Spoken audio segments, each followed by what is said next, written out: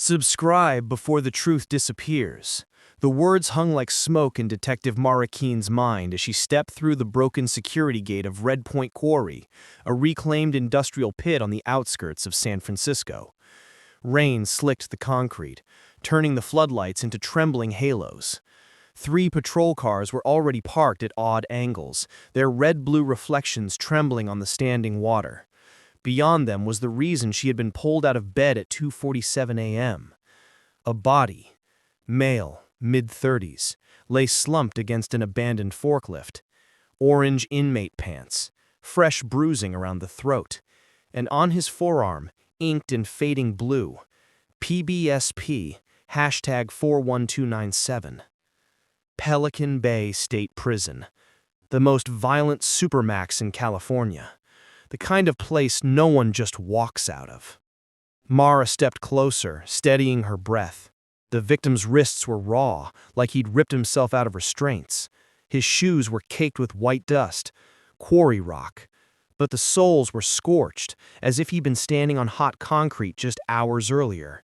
She crouched, scanning his pockets. No wallet, no ID. Only a small folded paper jammed inside his waistband. A list. 5 names. 5 prisons.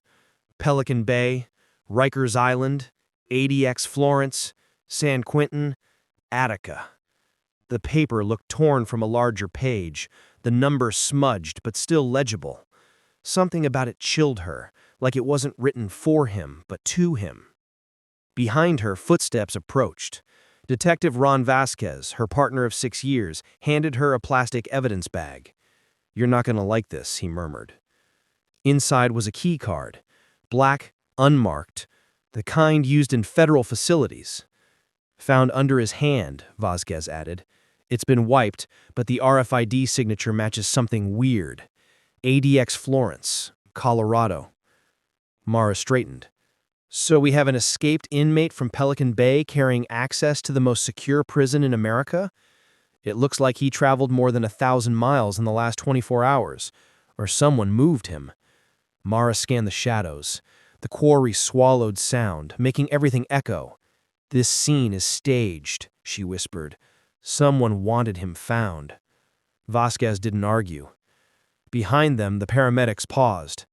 "Detective," one of them said, "you better see this." They rolled the body slightly to secure the stretcher. Underneath his shirt, etched into his skin, was a crude brand, like someone had burned symbols into him. Not letters, not numbers. Coordinates. 40.6500 degrees N, 73.8700 degrees W. Mara immediately recognized the location. Rikers Island. "What the hell is going on?" Vasquez breathed. Mara swallowed. It's almost like someone is mapping something, tying everything back to the worst prisons in the country. And using this guy as the courier? Or the warning? They zipped the bag halfway, then everything changed. A shout erupted from a rookie officer near the fence line. "Detective, over here!" Mara and Vasquez rushed across the gravel. The rookie pointed his flashlight into the runoff ditch. Another body. Same pants, same bruising. But this one was still alive. Barely. His lips trembled. His eyes fluttered open as Mara knelt beside him. "Tell us who did this," she urged. His breath rattled like broken glass. He whispered 2 words. "San Quentin." Then his gaze fixed on the sky and he stilled. Mara felt something twist low in her stomach, not fear, but recognition. She stood slowly. 2 inmates from different states, one tortured, one branded, one carrying federal access, and both mentioning prisons that have nothing to do with each other. Vasquez rubbed his jaw. Unless someone is stringing them together. Mara nodded. Someone with reach. A correctional officer from Pelican Bay arrived on scene 20 minutes later, rain dripping from his uniform. He looked at the bodies, then at the detectives. His face went pale. "I know these 2, he whispered. "Both transferred out of Pelican Bay a month ago. Quiet, low-tier gang affiliations, nothing that stands out. Where were they transferred? Mara asked. He hesitated. That's the thing. No one knows. It was some federal initiative, new program, off the books. They vanished from the roster. A cold wind cut through the quarry. Mara's phone buzzed. Blocked number. She answered. Detective Keene? A distorted voice. Male. Hollow. You found the first two. You won't reach the others in time. Her pulse spiked. Who is this? You're looking in the wrong direction, the voice said. This isn't about the inmates. Then what? It's about the prisons. The line clicked dead. Vasquez stared at her. Did that just... Before he finished, another shout came from the far side of the quarry. A third body. This one was different, wearing civilian clothing, lying face down in the mud. No signs of a struggle. A cheap burner phone beside his hand. Mara flipped the body. Her breath caught. A journalist. ID badge still clipped to his jacket. Evan Rourke, investigative reporter, Westline Chronicle. A known prison systems reporter. He'd written exposés on corruption in Rikers, brutality at Attica, and secretive programs in Pelican Bay. Last year, he'd published a leaked testimony from an officer at ADX Florence, someone claiming inmates were being moved around the country for a national-level behavioral experiment. At the time, everyone called it conspiracy. It didn't feel like conspiracy now. Mara grabbed the phone. The screen was cracked but functional. One unsent message filled the draft box. If something happens to me, it's because I found the link between the 5 most violent prisons in America. They're not isolated problems, they're connected. And someone... The sentence ended there. The message saved at 2:43 a.m., just minutes before he died. Vasquez exhaled slowly. So 3 men are dead before sunrise, and every clue points to places we don't have jurisdiction in. Mara stared at the prisoners' list, the 5 names of the most violent prisons in America. Pelican Bay, Rikers Island, ADX Florence, San Quentin, Attica. Each one tied to a riot, a killing, a political scandal, a historic failure, and somehow now to these bodies. Rain hammered the quarry harder, as if urging them to move. Get CSU here now, Mara said, and notify federal liaison. This is bigger than a homicide. She walked to the edge of the site, looking at the water pooling in the pit. The floodlights flickered. Something felt wrong. Not about what they found, about what they hadn't found. She retraced her steps to the first body. She thought about the coordinates burned into his skin, the keycard to ADX, the journalist's unfinished message. Then she saw it. A faint imprint in the mud beside the forklift. A boot print, but not from any law enforcement boot. The pattern was thick, military grade, the kind used in federal tactical units. Only one pointing toward the quarry exit, as if someone had stood there, watching them, waiting. Before she could tell Vasquez, her phone buzzed again. Another unknown number. A text. Attica is next. Mara looked toward the dark mouth of the quarry road. Someone was out there, and they were not done. By 7:10 a.m., the conference room on the 6th floor of the Hall of Justice was packed with people who wanted the case and people who wanted it to disappear. Screens glowed along one wall, frozen on crime scene photos from Red Point Quarry. The 2 inmates, the journalist, the burned coordinates, the list of prisons. Detective Mara Keene stood near the end of the table, arms crossed, watching the parade of suits file in. Local brass, the district attorney, the U.S. attorney's rep, and 2 men who didn't bother to introduce themselves but wore the quiet arrogance of federal agencies with 3-letter names. Her phone, face down on the table, still held the last message. Attica is next. Captain Irwin cleared his throat. All right, everyone knows why we're here. 3 bodies, multiple jurisdictions, and more heat than anyone needs. He nodded toward Mara. Detective Keene is primary on the quarry homicides. Detective Vasquez is assisting. For now, this is their briefing. Some of the suits didn't sit. They watched Mara like a witness, not a lead.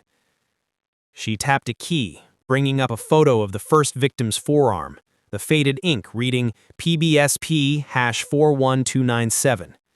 "This is Victor Lozano," she said, "confirmed via fingerprints an hour ago. 36.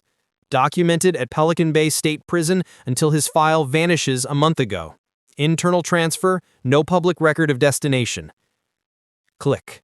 The second inmate appeared on the screen, his face slack in death. "This is Deshaun King, 31, also Pelican Bay, also disappeared from the roster a month ago, same day as Lozano."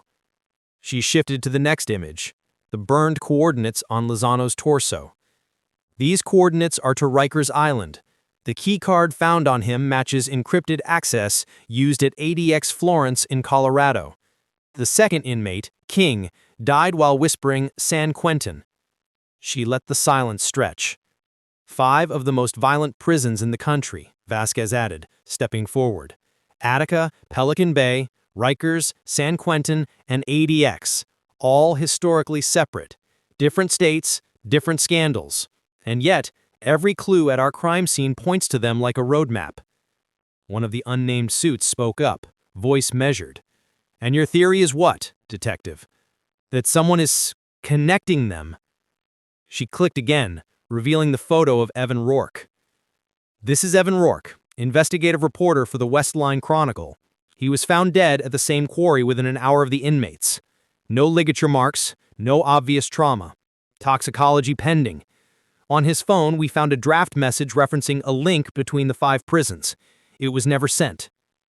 She read the visible text out loud, stopping at the abrupt ending. When she looked up, no one was blinking. Captain Irwin shifted his weight. "All right, the phone call you took on scene, Keen. Tell them." Mara's jaw tightened, but she nodded. "Shortly after we identified the bodies, I received a call from a blocked number. Male voice, distorted. He said, 'You found the first 2, you won't reach the others in time.' When I asked what this was about, he said, 'This isn't about the inmates, it's about the prisons.' Then he hung up." "And the text?" one of the federal men asked. Mara flipped her phone, displaying the screen. "Came from a different number, prepaid, no subscriber name. Location ping shows it was sent from a few miles from the quarry. Attica is next." The U.S. Attorney's rep leaned forward, steepling her fingers. "Who has access to transfer inmates like this? Move them between supermax and high-security facilities across state lines without leaving a trail?" The quieter of the 2 federal suits finally spoke. "The Bureau of Prisons, state DOCs under emergency compacts, and contractors." His gaze slid to Mara, private entities that run behavioral programs. Mara caught the tone. Not surprise, recognition. "Have you heard of any such program tying these 5 facilities together?" she asked him. He hesitated just long enough for the room to feel it. "Unofficially, there was talk 3 years ago about a pilot initiative, a violence reduction framework, rotating high-risk inmates through multiple facilities to study gang dynamics and de-escalation strategies." "And officially?" Mara pressed. "Officially, it never advanced beyond a proposal."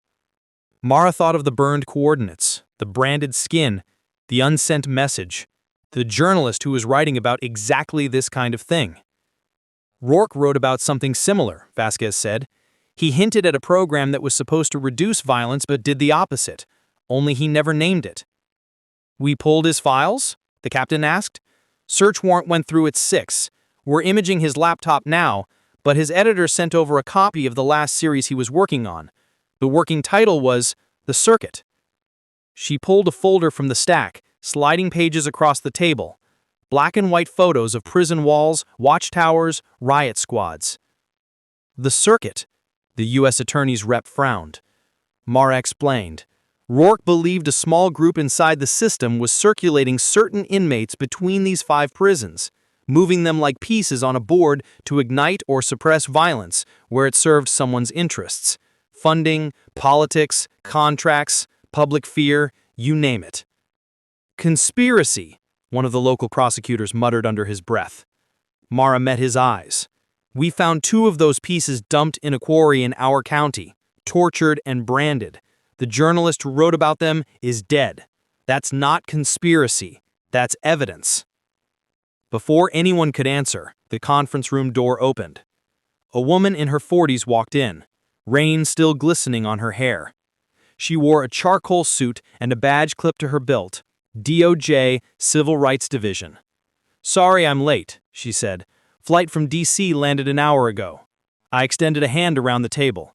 "I'm Special Counsel Lena Hart. I oversee federal investigations into prison abuse." Mara watched the room recalibrate around her. Hart slid into an empty seat, scanning the photos.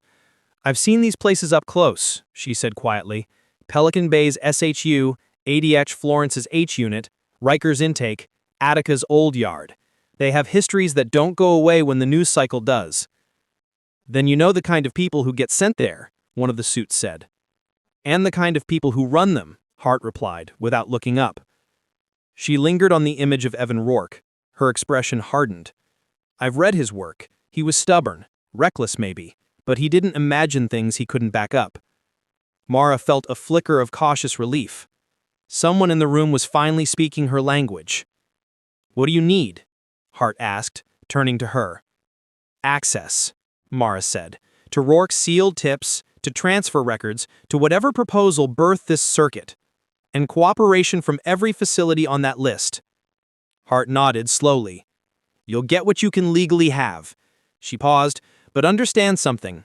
If there is a program like this, it doesn't just touch wardens and guards. It reaches contracts, campaign money, political careers. You might not like where it leads." Mara thought of the text on her phone.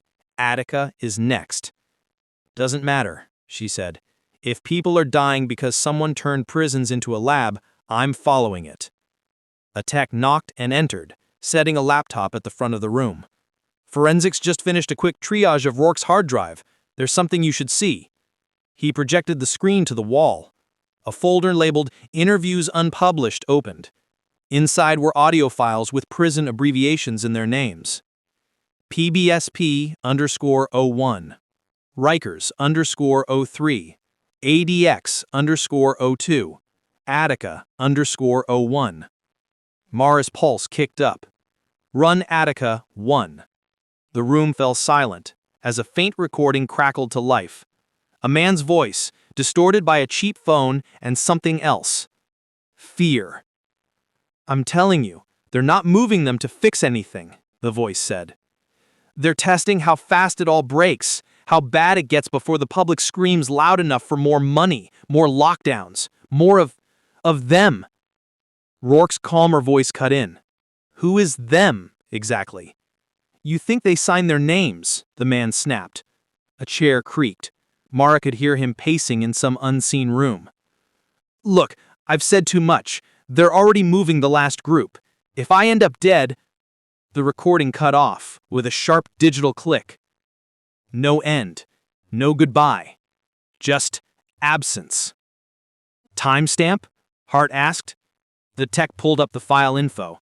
"Recorded 3 nights ago," he said. "Caller ID masked, but Rourke's notes in a separate file say, Attica source, correctional officer, 30 years in, terrified. No name." Mara stared at the waveform frozen on screen. 3 nights ago, and he's already talking about a last group being moved, she said. If Attica is the test, that line could be literal. The U.S. Attorney's rep looked at Hart. "We need to alert New York, now." Hart was already dialing. "I'll get the DOJ on with the State Corrections Commissioner." She glanced at Mara. "You and your partner, get ready to travel. I want you on the ground at Attica, working with their investigators." Mara nodded, already mentally packing. As the room broke into overlapping conversations and hurried phone calls, Vasquez moved to her side. "You think we're already too late?" he asked. Mara looked at the text on her phone again. "Attica is next." "If this circuit is real, they don't warn us to give us a chance," she said. "They warn us to watch." "Why you?" Vasquez asked quietly. "Why send that text to your phone specifically?" She didn't answer, because the truth was the question had been knocking in the back of her skull since the moment the message arrived. Hours later, the plane descended into gray New York skies, rain streaking the small oval windows. Hart sat 2 rows up, working through an encrypted laptop. Vasquez slept in exhausted fits. Mara stared at the printouts in her lap. Photos from Attica's infamous 1971 riot, the broken bodies, the smoke, the faces of men who'd lost control of the place. Rourke's notes were scrawled in the margins. History doesn't repeat, it's reenacted. The rental car's wipers were on full by the time they passed the tall, grim walls of Attica Correctional Facility. Guard towers rose out of the mist like dark teeth. Floodlights cut through the drizzle, painting harsh white patches on wet concrete. At the outer checkpoint, they showed credentials. The guard, a heavy-set man with tired eyes, scanned them with only a flicker of curiosity. If there was anything unusual happening inside, he didn't show it. But Mara's skin prickled as the inner gate clanged open. The air felt charged, as if the place itself was waiting. The deputy superintendent met them in a cramped administrative office, threadbare carpet and buzzing fluorescent light. His name was Hargrove, and he looked like he'd slept badly for years. "We got the DOJ call," he said, shaking Hart's hand, then Mara's. "I read Rourke's articles when they came out. Caused us a lot of trouble." "Now he's dead," Hart said evenly. "And inmates tied to multiple facilities ended up murdered in our jurisdiction. We need to know if you've had any unusual transfers, incidents, anything that might match what he was working on." Hargrove's mouth pulled tight. "We get unusual every day, counsel." Mara stepped forward. "We're specifically looking for coordinated movements of high-risk inmates from Pelican Bay, Rikers, San Quentin, ADX, any paperwork that looks off, names that move without standard justification." Hargrove hesitated, then sighed.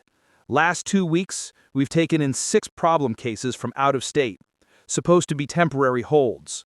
It came down from Albany with a bunch of language about federal-state cooperation and behavioral analytics." He shook his head. Never liked the sound of it. "Where are they now?" Mara asked. "Segregation, D-block, max secure wing." Hart said, "Any incidents since they arrived?" Hargrove opened his mouth to say no. The intercom on his desk crackled. A frantic voice spilled out, high with panic. "Control to admin. D-block cameras just went down. Repeat, full visual blackout in D-block. We've lost feeds and I've got reports of—" The line drowned in static, then snapped off entirely. Mara felt a hair rise on the back of her neck. Hargrove grabbed the radio. "Control, this is Hargrove. What's happening in D-block?"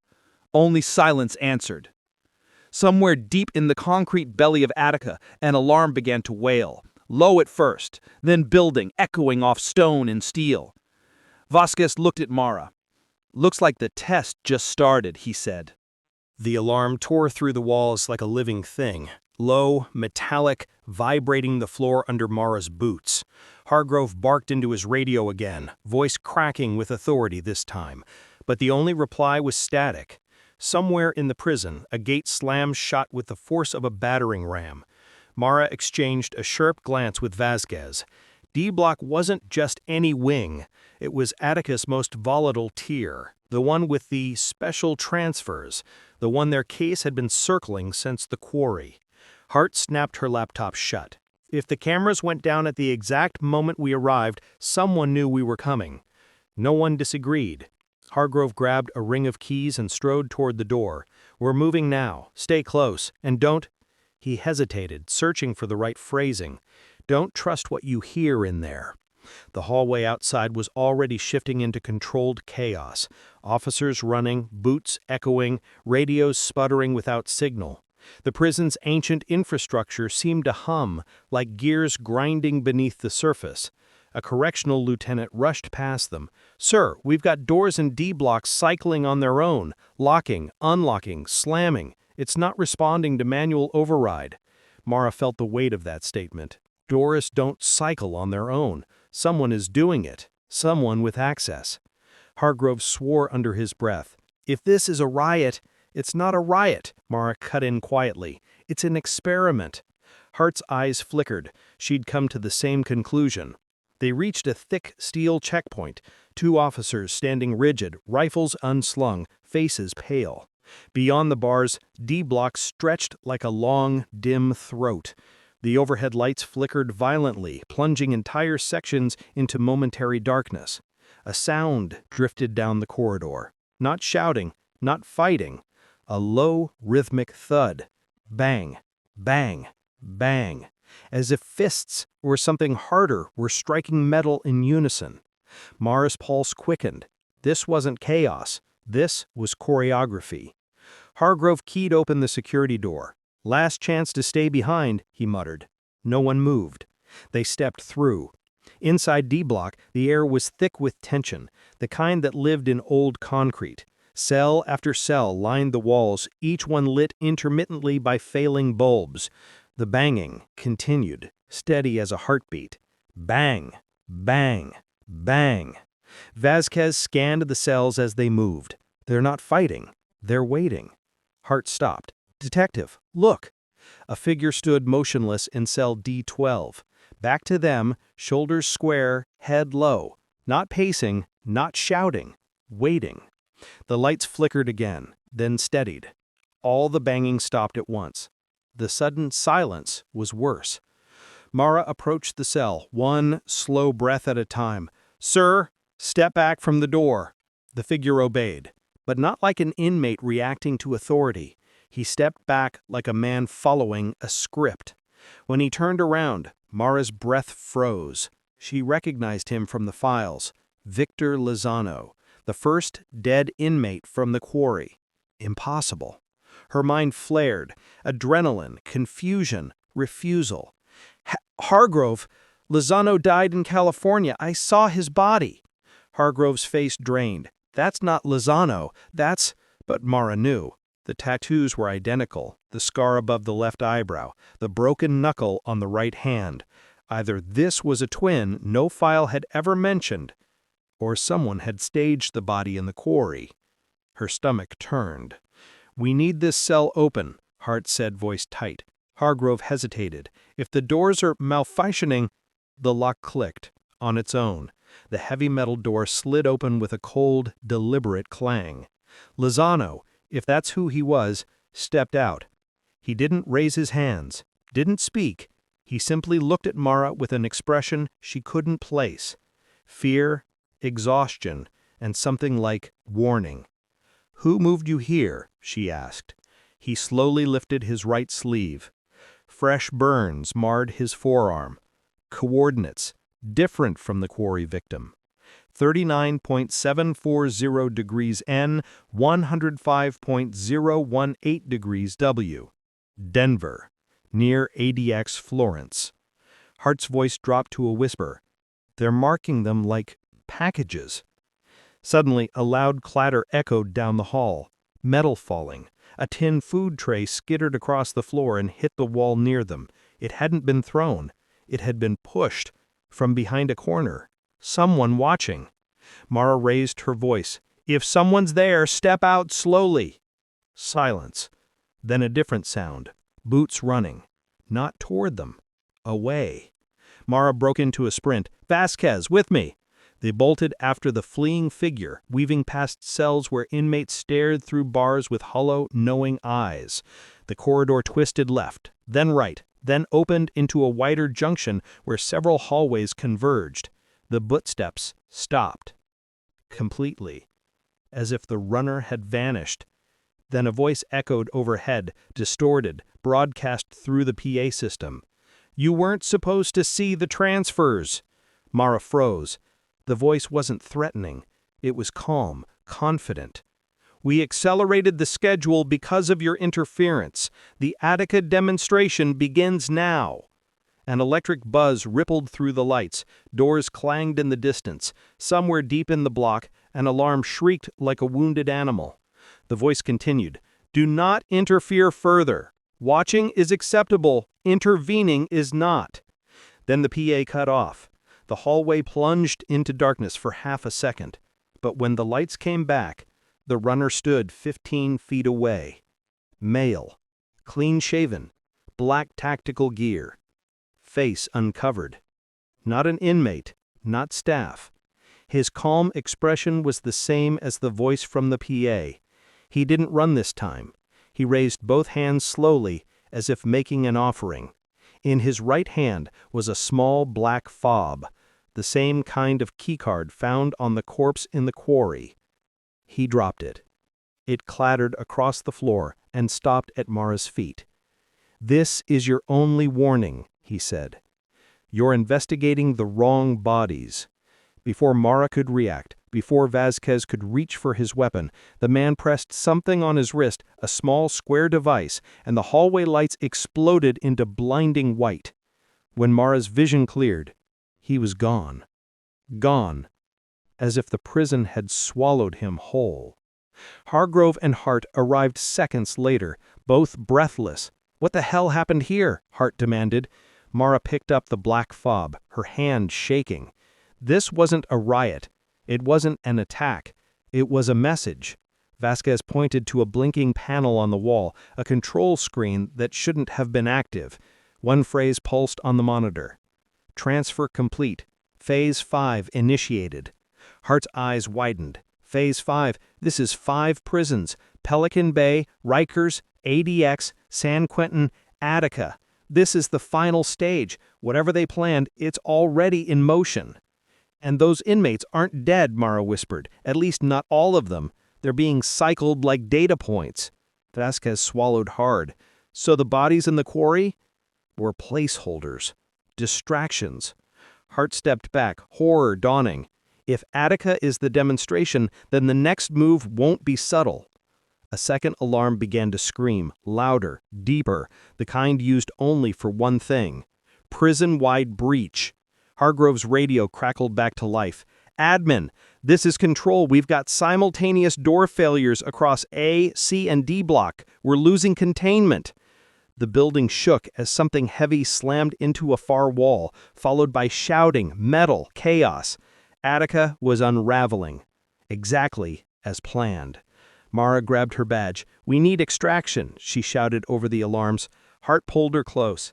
"This wasn't about inmates," she said fiercely. "This was about influence, budgets, control, panic. They're manufacturing crisis to sell the cure." And Rourke figured it out.